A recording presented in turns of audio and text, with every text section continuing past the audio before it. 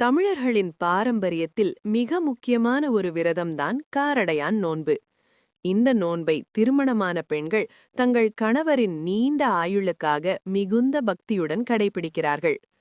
இந்த விரதத்தின் பின்னால் ஒரு அதிசயமான கதை உள்ளது. ஒரு காலத்தில் சாவித்ரி என்ற பெண் தன் கணவர் சத்யவான் மீது மிகுந்த அன்பும் பக்தியும் கொண்டிருந்தாள். ஒரு நாள் சத்யவானின் உயிரை எடுக்க மரணத்தின் கடவுள் யமன் வந்தார். ஆனால் சாவித்ரி தனது புத்திசாலித்தனமும் அசைக்க முடியாத பக்தியாலும் யமனை வென்று தன் கணவரின் உயிரை மீண்டும் பெற்றாள். அந்த நாளை நினைவு கூர்ந்துதான் பெண்கள் காரடையான் நோன்பை கடைபிடிக்கிறார்கள். இந்த நாளில் பெண்கள் காரடை என்ற சிறப்பு நெய்வேத்தியம் செய்து அதுடன் உருகாத வெண்ணெய் வைத்து பெருமாளை வழிபடுகிறார்கள். பின்னர் அவர்கள் இவ்வாறு பிரார்த்தனை செய்கிறார்கள். உருகாத வெண்ணெயும் ஓர் அடையும் நான் வைத்தேன். ஒரு காலும் என் கணவர் என்னை விட்டு பிரியாதிருக்க வேண்டும். அதன் பிறகு பெண்கள் மஞ்சள் கயிறான நோன்பு கயிறை கழுத்தில் கட்டிக்கொள்வார்கள்.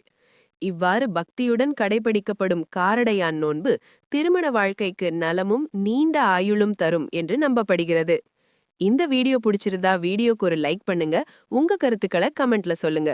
இந்த விஷயத்தை உங்க ஃபேமிலி ஃப்ரெண்ட்ஸ் எல்லோருக்கும் ஷேர் பண்ணுங்க. அப்படியே நம்ம திருநீறு சேனலை சப்ஸ்கிரைப் பண்ணிட்டு சப்போர்ட் பண்ணுங்க.